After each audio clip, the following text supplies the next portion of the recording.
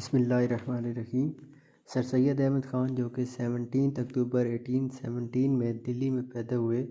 آپ نے اپنی عملی زندگی کا آغاز ایسٹ انڈیا کمپنی میں 1838 میں ایک کلرک کی حیثیت سے شروع کیا۔ اس کے بعد آپ نے جنگ آزادی کے بعد آپ نے مسلمانوں کے لیے بہت سارے تعلیمی ادارے قائم کیے، جس میں آپ نے 1859 میں مراد آباد کے اندر گلشن سکول قائم کیا۔ 1863 میں آپ نے غازی پور میں وکٹوریہ سکول قائم کیا۔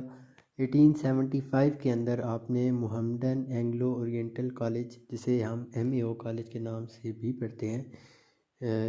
یہ قائم کیا، اور اس کا اردو میں جو نام تھا وہ ہے مدرسۃ العلوم۔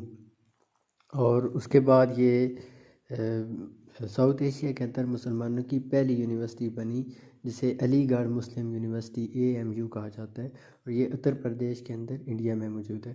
اس کے بعد یہ جو MAO کالج تھا، اسے آپ نے آکسفورڈ اور کیمبرج کی طرز پہ بنایا تھا۔ اس کے بعد جو 1867 کی جنگ آزادی ہوئی تھی، تو اس میں اگرچہ برصغیر کی تمام اقوام نے برصغیر انگریزوں کے خلاف اس جنگ میں حصہ لیا تھا، لیکن بدقسمتی سے انگریز اس میں فتح یاب رہے، جس کے بعد خاص طور پہ مسلمانوں کو جو ہے مزید بہت زیادہ تشدد کا نشانہ بنایا گیا، ان کو نوکریوں سے نکال دیا گیا۔ معاشی طور پہ مسلمان بہت زیادہ کمزور ہو چکے تھے، تو ان حالات میں آپ نے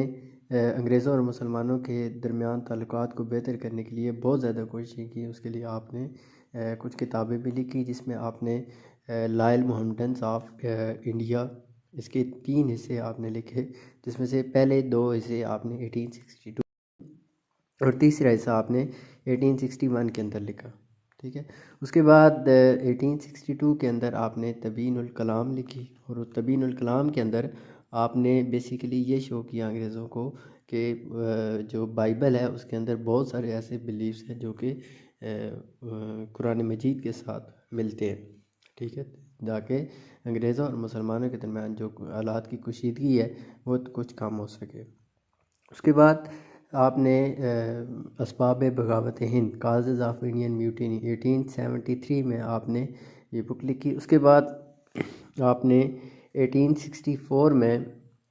سائنٹیفک سوسائٹی، جسے ہم ٹرانسلیشن سوسائٹی بھی کہتے ہیں، غازی پور کے اندر یہ سوسائٹی قائم کی گئی، جس کا مقصد یہ تھا، بکس تھیں انگلش کے اندر، اس چیز کو اور لٹریچر کو اردو میں ٹرانسلیٹ کیا جائے تاکہ مسلمان بھی جو ہے وہ اس چیز کو پڑھ سکیں، ٹھیک ہے۔ اس کے بعد آپ نے